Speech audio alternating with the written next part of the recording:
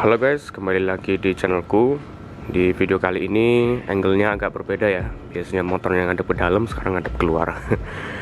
Nah, di video kali ini kalian mungkin sudah kelihatan ada knalpot di sini, berarti kita akan membahas tentang knalpot ya. Nah, jadi aku mau membahas mengenai kekurangan menggunakan knalpot R9 Misano ini. Nggak cuma di motorku Vario 160 aja, tapi di motor secara umumnya ya. Atau mungkin lebih spesifik ke motor matic kali ya. Ya, mungkin lebih ke motor matic kali ya. Kalau motor yang kopling atau bebek mungkin kekurangan ini agak berbeda sudut pandangnya ya. Nah, jadi aku sudah menyimpulkan 3 buah kekurangan menggunakan knalpot R9 Misano ini. Kekurangan-kekurangan ini itu ada yang paten ya, dalam artian semua orang pasti merasa ini adalah sebuah kekurangan, dan ada juga kekurangan yang mungkin untuk beberapa orang bukan kekurangan malah kelebihan. Tapi kalau bagiku sih semuanya kekurangan gitu. Kita langsung bahas aja mulai dari yang pertama ya. Yang pertama adalah knalpot R9 Misano ini tidak mempunyai packing. Jadi dia dari knalpotnya ini, aku tunjukin pakai knalpot standarnya ya. Dia di ujung knalpotnya ini tidak ada packingnya, jadi langsung besi nempel ke besi blok mesin yang di bawahnya itu. Ini kayaknya packing ya kalau knalpot standarnya. Nah, kalau R9 Misano itu nggak ada, ini cuma kayak datar gitu aja.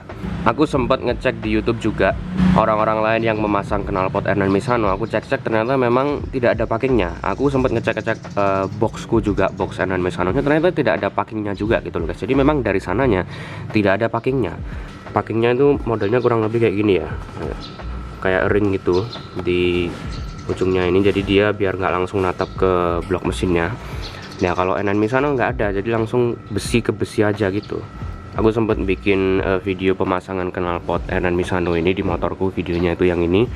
Mungkin bisa klik linknya di deskripsi nanti ya, kalau yang mau lihat ujung knalpotnya itu seperti apa bentuknya ya.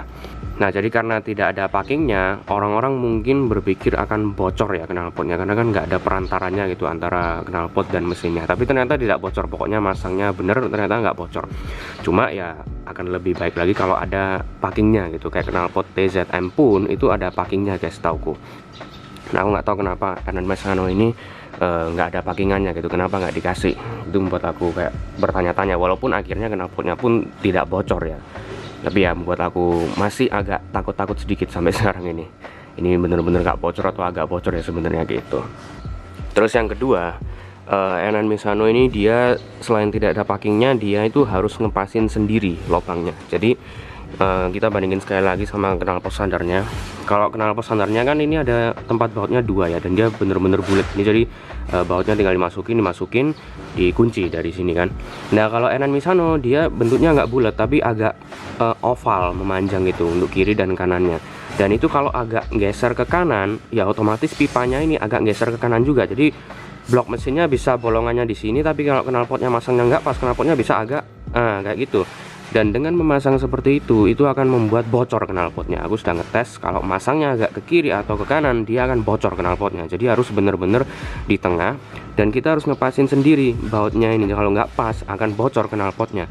Sekali lagi kalian bisa lihat videoku yang pas pemasangan R9 Misano itu, di situ kelihatan kalau ini bolongannya itu nggak bulat gini, tapi lebih bentuk oval gitu ya. Dan ya itu harus dipasin sendiri, kalau nggak pas akan bocor. Itu salah satu kekurangan juga bagiku ya.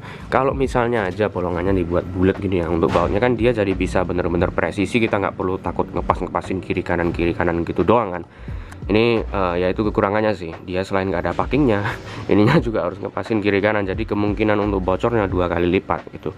Tapi ya untungnya kalau misalnya masangnya bener, memang bisa di tengah dan seret gitu, nggak bocor knalpotnya. Ya semoga aja sih ya. Dan poin yang ketiga, kekurangan yang terakhir ini bisa jadi kekurangan, bisa jadi kelebihan bagi sebagian orang. R9 Misano ini sebenarnya modelnya cukup keren menurutku ya. Dia nyambung, apalagi kalau sama Vario 160 dia modelnya nyambung ya. Kayak model modern, lancip-lancip futuristik itu oke modelnya. Cuma untuk suaranya, dia ini kan sebenarnya basisnya adalah knalpot standar racing ya, dimana suaranya seharusnya nggak terlalu keras. Tapi ternyata kalau tidak pakai DB killer, dia ini suaranya cukup keras guys. Mungkin nggak sampai keras yang high gitu, tapi dia medium lah suaranya, cukup keras. Tapi Aku nggak tahu DB pasnya berapa, tapi ada salah satu orang yang berkomentar di channelku ini bilang dia juga pakai Ernan Misano dan pernah dites DB-nya sama polisi kalau nggak salah ya, dan ternyata dapatnya itu 90 dB, dimana itu ya kalau secara hukum sebenarnya melanggar, sudah melebihi dB yang dibatasi di undang-undang gitu sebenarnya ya. Jadi untuk knalpot standar racing bagiku ini agak kekerasan. Kalau bisa dikurangin sedikit aja gitu, lebih pelan sedikit gitu mungkin lebih oke sih. Dia kalau langsam oke, nggak terlalu keras, tapi begitu dibejek itu dia jadi teriak gitu guys. Ya walaupun knalpot standar racing lainnya juga seperti itu karakternya, tapi ini lebih keras daripada knalpot standar racing pada umumnya. Kalau misalnya dipakai DB killer sih aman ya, dia sedikit lebih keras daripada standar, tapi dia nggak sampai keras banget. Jadi ya sebenarnya bisa sih dipakai DB killer, cuma DB killer itu agak terlalu senyap malahan ya. Jadi serba salah gitu kalau pakai DB killer terlalu senyap, hampir kayak knalpot standar, kalau nggak dipakein agak lumayan keras gitu. Bagiku itu suatu kekurangan, tapi mungkin untuk sebagian orang yang suka knalpot agak keras tapi nggak keras-keras banget ya akan menjadi kelebihan knalpot ini gitu. Makanya aku bilang tadi kan ada poin yang bagi sebagian orang mungkin bisa jadi kekurangan, tapi sebagian orang lain bisa jadi kelebihan juga. Nah tapi kalau bagiku suara yang agak keras ini adalah kekurangan, karena dia mengingat modelnya adalah knalpot standar racing ya, bukan knalpot racing. Seharusnya bisa lebih pelan sedikit seperti knalpot standar racing pada umumnya gitu. Jadi itulah guys, 3 kekurangan memasang knalpot Ernan Misano di sebuah sepeda motor ya, khususnya mungkin motor matic. Jadi sekian dulu ya untuk video kali ini. Terima kasih untuk yang sudah menonton dan sampai jumpa di video-video berikutnya.